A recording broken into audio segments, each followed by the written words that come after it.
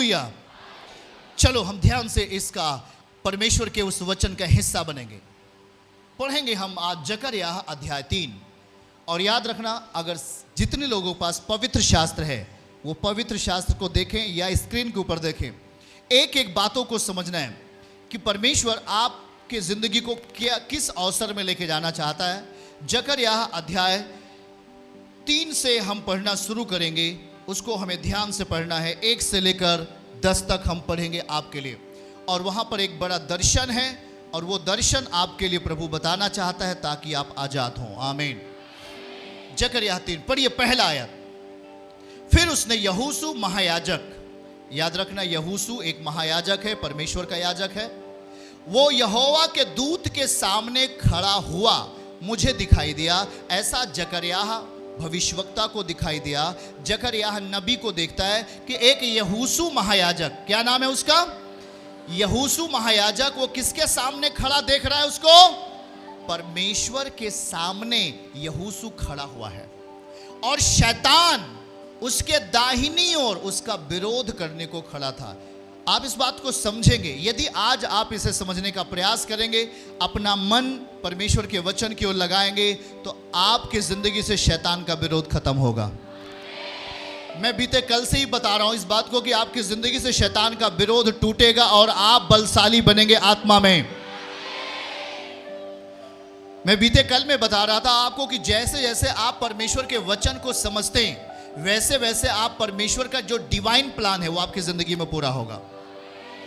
आपके जिंदगी में परमेश्वर का वजूद दिखाई देगा। आपकी लाइफ में परमेश्वर की मस्सा तब दिखाई देगी जब आप इन वचनों को जो आप सुन रहे हो इसे आप अपनी जिंदगी में समझोगे तब। हालेलुया। चलिए इस बात को देखिए। फिर उसने यहोशू महायाजक को परमेश्वर के यहोवा के दूत के सामने खड़ा हुआ मुझे दिखाया।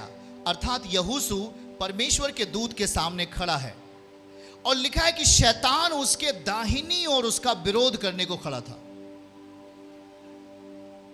हेलो, क्या हम इत्मीनान में हैं अभी? परमेश्वर का दास यहोशू किसके सामने खड़ा है? मैं ये समझ रहा हूं कि यदि आप इसे समझ पा रहे हैं तो आज से आप शक्तिशाली होंगे। जिस काम में आप हाथ लगाओगे, जिस मिट्टी में हाथ लगाओगे वो सोना बनेगा। आपको इतना महत्वपूर्ण, इतना ग्रेसफुल बना देगा परमेश्वर। फिर उसने यहोशू महायाजक को यहोवा के दूत के सामने खड़ा हुआ मुझे दिखाया। कौन देख रहा है? जकरयाह देखा। और देखता यह भी है कि शैतान उसके दाहिनी ओर उसका विरोध करने को खड़ा है। किसका विरोध कर रहा है वो?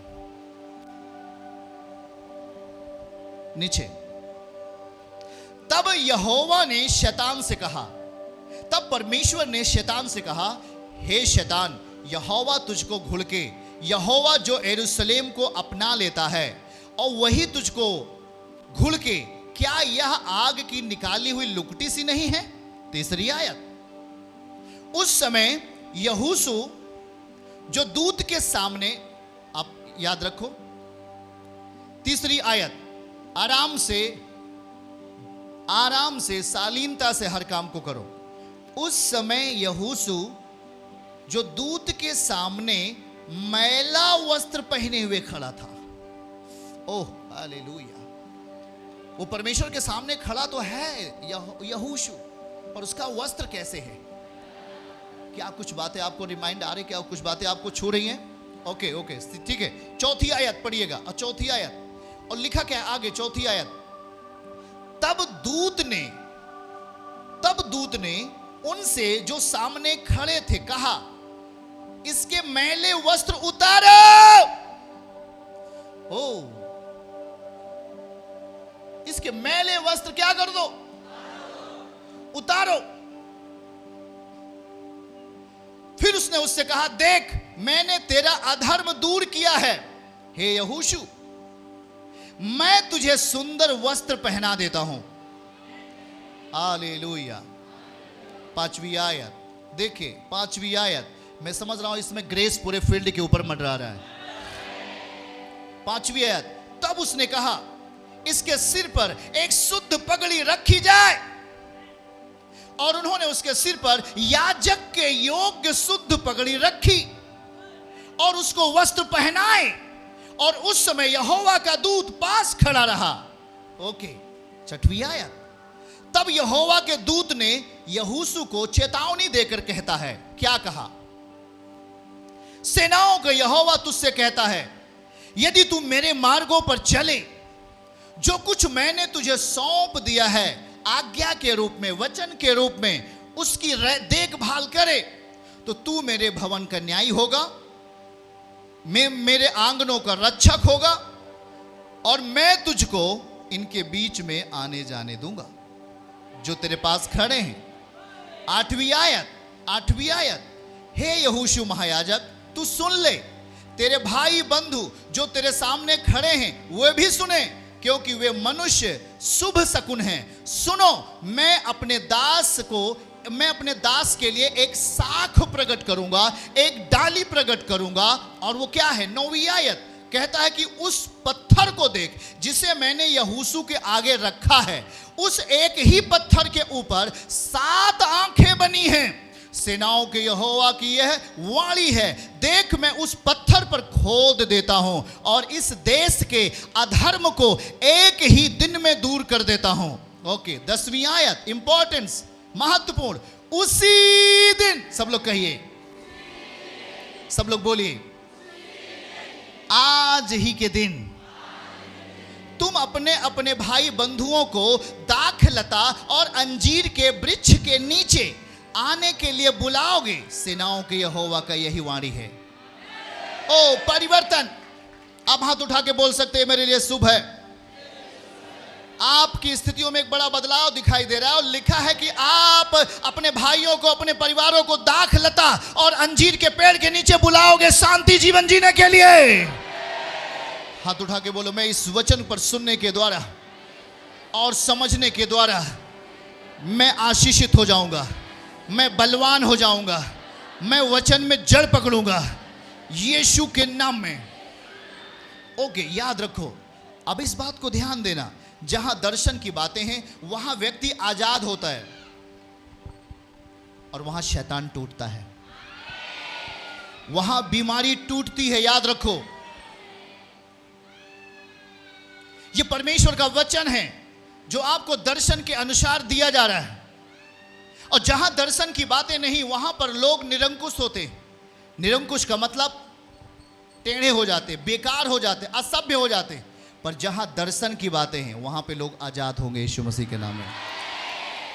ठीक है, हम पहली आयत को देखें। पहली आयत, यहोशू महायाजक किसके सामने खड़ा है? बोल के बताइए, यहोशू महायाजक किसके सामने खड़ा है? और उसी के दाहिनी ओर कौन खड़ा है? और वो शैतान क्या कर रहा है?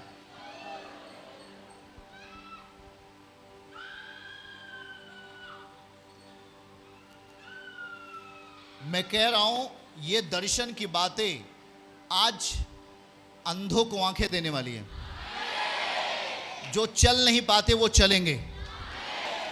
याद रखो, परमेश्वर का दास यहोशू क्या कर रहा है? वो किसके सामने खड़ा हुआ है? परमेश्वर के सामने। और परमेश्वर के सामने, परमेश्वर के दूत के सामने जब यहोशू खड़ा है तो बाइबल कहती है कि उसके दाहिने साइड में शैतान भी खड़ा है विरोध करने के लिए। किसका विरोध करने के लिए? यहोशू का।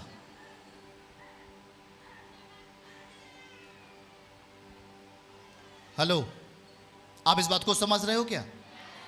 जब आप परमेश्वर के सामने खड़े होते हो और आपकी स्थितियां अधर्म की स्थितियां होती हैं, आपकी स्थितियां मैली होती हैं, वो आपका विरोध करने के लिए खड़ा होता है, आपको मारने के लिए खड़ा होता है। यहोशू महायाजक परमेश्वर के सामने खड़ा है और लिखा है उसके दाहिनी ओर शैतान उसका विरोध करने के लिए खड़ा था।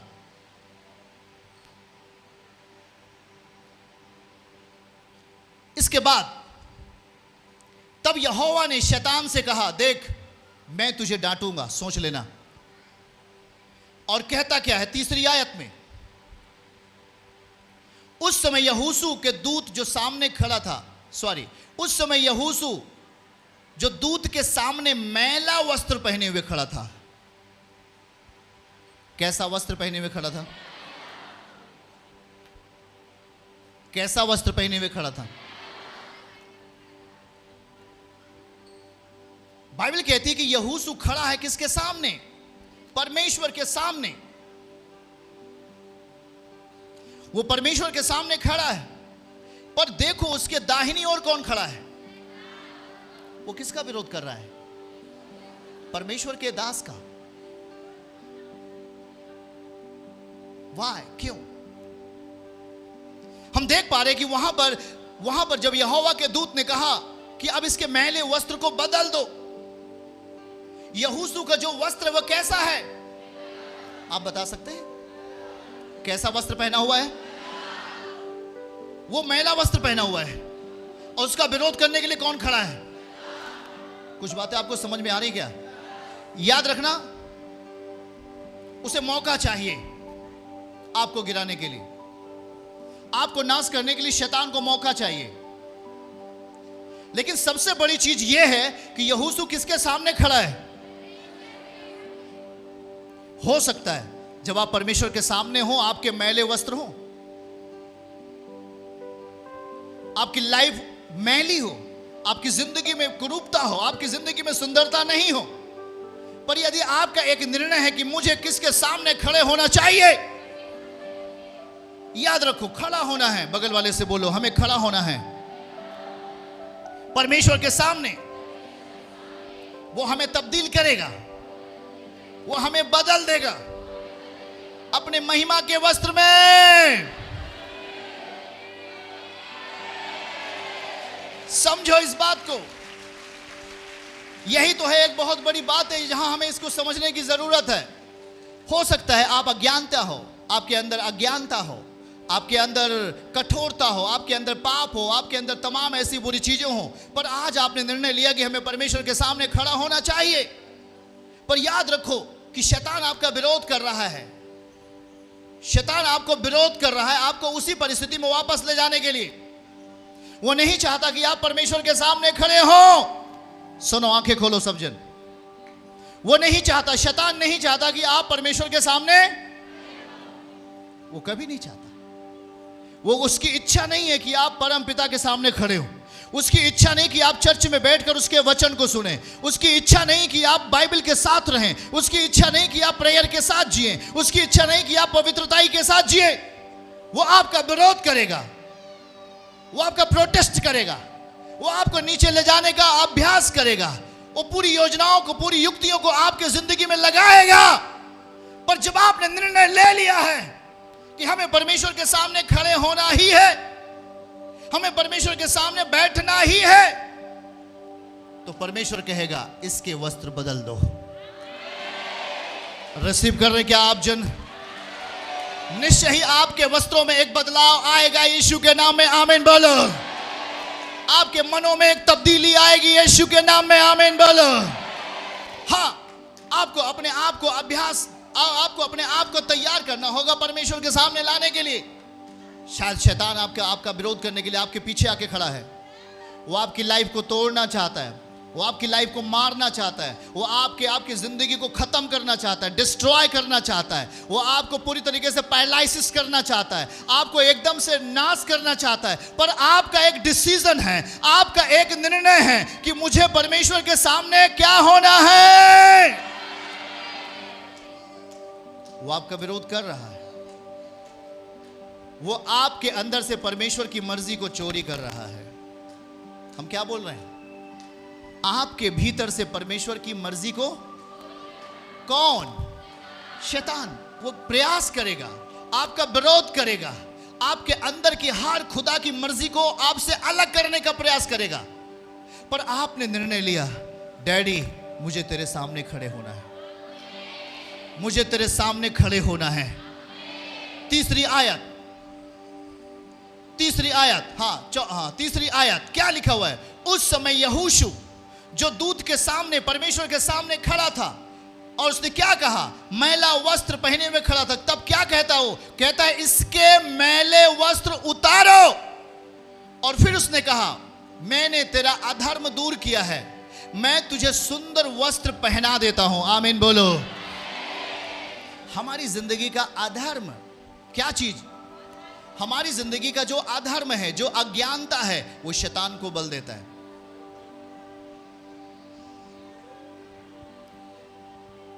मैं देख रहा हूं बहुत सारे लोगों के अंदर खुदा का मस्सा जा रहा है, वो टूट रहे हैं, दुष्ट आत्माएं, बीमारियां खत्म हो रही हैं। आगे परमेश्वर ने कहा हे यहोशू, मैंने तेरा अधर्म दूर किया है। अधर्म की स्थिति में उसका वस्त्र आपके लिए नहीं, अधर्म की परिस्थिति में उसका वस्त्र आपके लिए नहीं,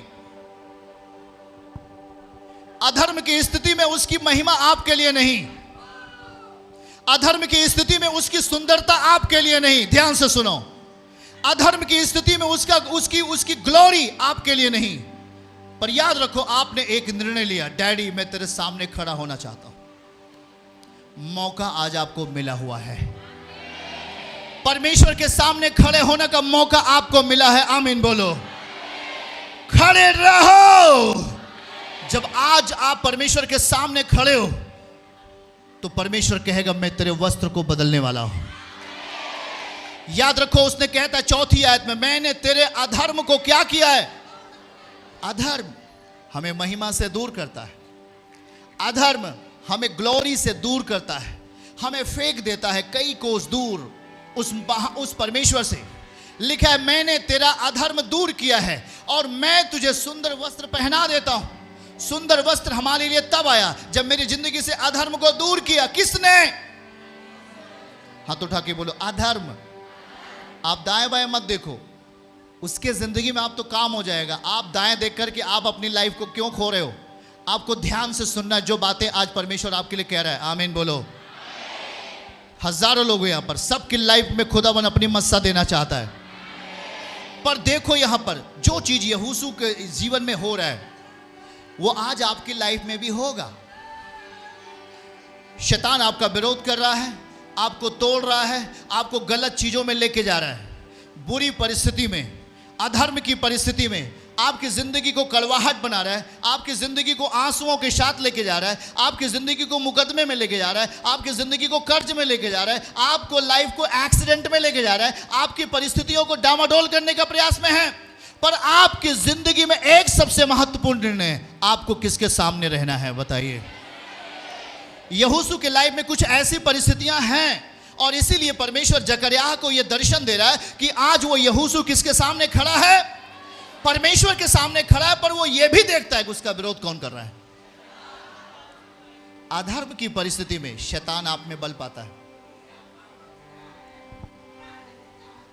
जब अधर्म आपकी लाइफ में होता है तो शैतान की कई गुनी शक्ति आपके अंदर काम करती है, आपको बुरा करने के लिए, आपको उलझनों में डालने के लिए। आप जब पाप का सेवन अपनी लाइफ में करते हैं, जब आप अपनी जिंदगी में संसार के रवैये के अनुसार जीते हो, जब आप अपनी जिंदगी में अपनी मर्जी को पूरा करते हो, पाप के साथ रहकर अपने आप को जिंदगी जीते हो, याद रखो कि उस टाइम में शैतान का बल आपकी जिंदगी में काम करता है, आपको नाश करने के लिए, आपको खत्म करने के लिए। कुछ बातें यहां पर हमें परमेश्वर कह रहा है। याद रखो कि वो कह रहा है कि मैं तेरे जीवन से अधर्मों को दूर कर दूंगा और मैं तेरे लिए सुंदर वस्त्र दूंगा, मैं तेरे सिर पर सुंदर पगड़ी दे दूंगा।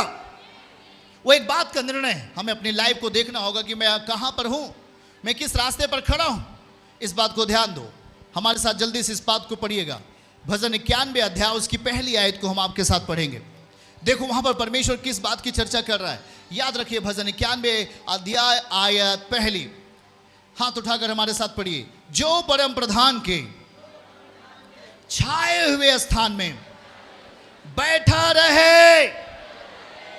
ओ क्या लिखा हुआ है यहां पर? बैठ चुका, ऐसा नहीं लिखा, लिखा है बैठा, कंटिन्यू, लगातार बैठा रहे। यह नहीं लिखा बैठ चुका या बैठ जाएगा, पर लिखा है बैठा जो परम प्रधान के छाए हुए स्थान में बैठा खड़ा, वो सर्वशक्तिमान की छाया में ठिकाना पाएगा। अवसर, अपनी लाइफ में एक बेहतरीन काम करने का अवसर पाएगा। एक अच्छा सा घर बनाने का अवसर पाएंगे आप। एक अच्छा सा जीवन जीने का अवसर पाएंगे आप। हमें कंटिन्यू करना होगा। हमें अपनी परिस्थिति को, अपने स्वभाव को परमेश्वर के सम्मुख लगातार बनाए रखना होगा। और लिखा है वहां पर बैठा रहे, ये नहीं लिखा है कि वो बैठ चुका। पर क्या लिखा हुआ है, बोल के बताइए। पीछे क्या लिखा हुआ है, बैठा रहे। आपके सामने वो वचन दिया गया है। ये नहीं लिखा वहां पर कि बैठ चुका। क्या लिखा है, बैठा रहे। आप किसके सामने बैठते हो? आप किसके सामने खड़े होते हो? आप किसके सामने अपनी बातों को रखते हो? आप किसके सामने अपने स्वभाव को प्रकट करते हो? अपनी जिंदगी के हर कामों को किसके सहारे करते हो? लिखा है बैठा रहे। अगर आप ये निर्णय ले रहे आज से कि हमें परमेश्वर के सामने बैठना है, हमें उसके सामने ही रहना है, तो आपके लिए एक बेहतर अवसर आने वाला है। यीशु के नाम में ठिकाना पाएगा। इसका मतलब है अवसर आना। बगल वाले से बोलो, अवसर आना।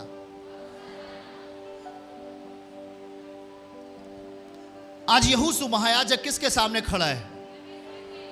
परमेश्वर के सामने खड़ा है। पर याद रखो कि शैतान भी यहोशू का क्या करने के लिए खड़ा है? आप कभी हो तो विरोध करने के लिए खड़ा होता है।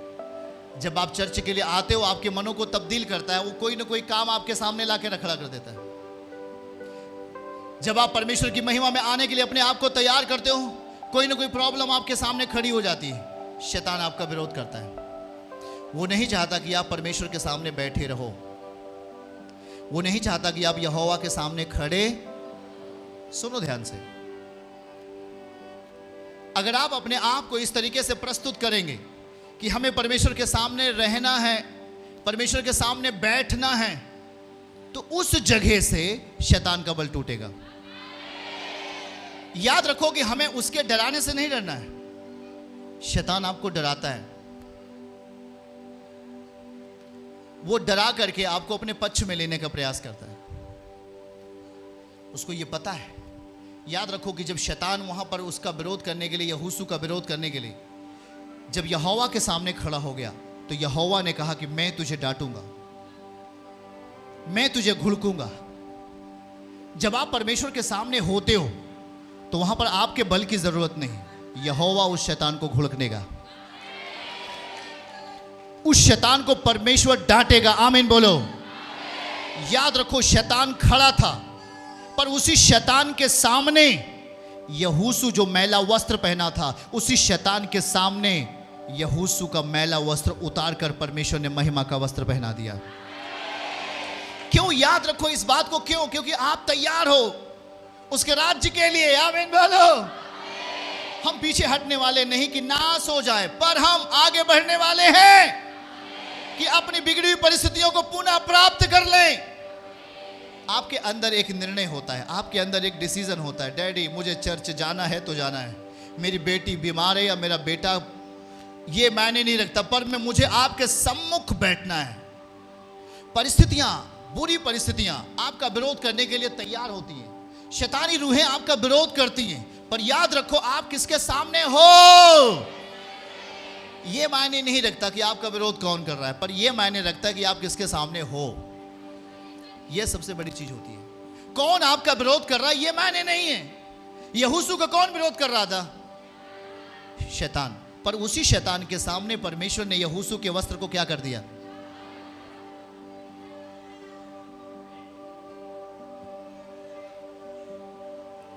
दूत ने उसके सामने जो खड़े थे कहा कि मैं इसके मैले वस्त्र उतारो, इसके मैले वस्त्र उतारो, क्योंकि मेरे सामने खड़ा है। आप परमेश्वर के सामने खड़े होते तो परमेश्वर अपना प्लानिंग आपके लिए देता है। क्या बातें आपको समझ में आ रही? जब आपकी स्थितियां बिगड़ी हुई होती हैं तो आपको यह निर्णय लेना है, हमें शैतान की पद्धति के सामने सर नहीं झुकाना। वो लिखा है कि हम यहोशू किसके सामने खड़ा था? जब परमेश्वर के सामने खड़ा है तो विरोध कौन कर रहा है? पर उसका विरोध यहोशू के ऊपर काम कर रहा है क्या? नहीं, पर उसके जिंदगी में एक अधर्म है। कारण यही था, विरोध करने का कारण क्या था? शैतान वहां तक क्यों गया? क्योंकि यहोशू के अंदर क्या था? अधर्म था। यहोशू के अंदर क्या था? गंदगी था। यहोशू अधर्म में था और इसीलिए कह रहा है कि मैं तेरा अधर्म दूर करूंगा। बगैर अधर्म को दूर किए हुए आपके ऊपर महिमा का निवास नहीं होगा। जब आपको परमेश्वर कहता है कि पवित्र जीवन जी जैसे मैं पवित्र हूं, तो आप अपनी लाइफ को 100 बार सोचते हो, क्या मैं पवित्र जीवन जी पाऊंगा? आप पहले ही हार मान जाते हो। नहीं, आपको पता है कि शैतान आपका विरोध करेगा, आपकी जिंदगी को मैला बनाएगा, आपकी जिंदगी को कीचड़ के समान करेगा, आपकी जिंदगी को वो खत्म करने का प्रयास करेगा। पर आपका निर्णय, आप जब अपनी जिंदगी में परमेश्वर के वचन को पकड़ लेते हो और जिस तरीके से यहोशू खुदा के सामने खड़ा होता है और जब हम उसके सामने खड़े हो जाते हैं, तो याद रखना आपकी जिंदगी बदलने में देर नहीं है। आमीन, आमीन, आमीन, आमीन, आमीन। वो आपके लिए कुछ खास काम करने वाला है। आमीन बोलो। जो परम प्रधान के सामने बैठा है वो सर्वशक्तिमान क्या पाएगा? वो लिखा है ठिकाना, मतलब अवसर। वो अवसर प्राप्त करेगा। एक अच्छा काम करने के लिए अवसर, एक बड़ा नौकरी करने के लिए अवसर मिलेगा। आमीन। एक बड़ा बिजनेस, एक बड़ा व्यवसाय को उसे विकास करने के लिए उसे अवसर मिलेगा। लेकिन कब? जब आप किसके सामने होंगे। देखिए चौथी आयत क्या लिखा हुआ है, देखिए उसी को दिखाइए। चौथी आयत, दूत ने उससे कहा, जो सामने खड़े थे उनसे कहा, इसके मैले वस्त्र उतारो। ये चीज कब होगी? हेलो, आप बोलिए भाईजन, ये चीज परमेश्वर आपसे कब कह सकता है? जब आप परमेश्वर के होंगे। तो आपकी जिंदगी का हर डिसीजन परमेश्वर की ओर से होगा कि नहीं होगा? उसको पता है कि आपके अंदर अधर्म है, उसको पता है कि आपके अंदर पाप है, और इसी कारण से शैतान यहोशू को क्या कर रहा था? किस कारण से? What is the reason? Reason क्या था? अधर्म, गलतियां, पाप, गलत नेचर, गलत स्वभाव। शैतान पीछा कर रहा था। किसका पीछा कर रहा था? यहोशू का। किसका पीछा कर रहा था? किसका विरोध कर रहा था? क्योंकि यहोशू के अंदर क्या था? क्या आप समझ रहे हो क्या? इसीलिए चौथी आयत में लिखा कि मैं तेरा अधर्म क्या करूंगा। परमेश्वर ने यहोशू से क्या कहा? मैं तेरा अधर्म क्या करूंगा। मैंने तेरा अधर्म दूर किया है और मैं तुझे सुंदर वस्त्र पहना देता हूं। ये हमारे लिए बेस्ट अवसर आने वाला है यीशु मसीह के नाम में। हाथ उठा के रिसीव करो, बेस्ट अवसर आएगा। हमारे सर के ऊपर सुंदर वस्त्र, हमारे सर के ऊपर सुंदर पगड़ी पहनाएगा परमेश्वर। हमारी आत्मा के ऊपर सुंदर वस्त्र पहनाएगा परमेश्वर। तब हमारा विरोध करने वाला शैतान का बल टूट जाएगा और हम किसके सामने होंगे? ये देखिए क्या बातें हुई हैं। जब हम खुदावन के सामने आते हैं तो हमारी जिंदगी में एक ही चीज ऐसी प्रॉब्लम होती है जिससे शैतान आपका पीछा करता है, और वो चीजें होती है पाप या हमारे गलत नेचर या हमारे गलत स्वभाव। उसको मौका चाहिए, वो मौके की तलाश में है। ये बताओ, परमेश्वर के सामने कौन खड़ा है और उसके दाहिनी साइड कौन खड़ा है? उसकी हिम्मत कैसे हुई? आप उपवास के साथ बैठे हो क्या? पर यदि आपने अपने हार्ट के अंदर पाप को, अपने विवेक के अंदर पाप को जगह दिया है, तो आपका विरोध कौन करेगा? बरोबर आपके बल को कौन छीनने का प्रयास करेगा? आपकी प्रार्थनाओं को कौन तोड़ने का प्रयास करेगा?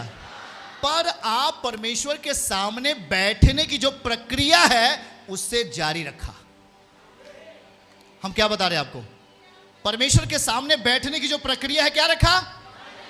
आप नहीं हटे, आप नहीं कम हुए, आपकी प्रेयर लाइफ कम नहीं हुई, आपकी पवित्रताई में चलना कम नहीं हुआ। आप उसके वचन के साथ बने रहे, आप चर्च में बने रहे, आप प्रार्थनाओं में बने रहे, आप वचन में बने रहे, आप यीशु के साथ उपवास के साथ बने रहे, उसके प्लानिंग के साथ चलते रहे। शैतान के सामने ही परमेश्वर आपको ऊंचा उठाने वाला है। यीशु के नाम में receive in the name of Jesus.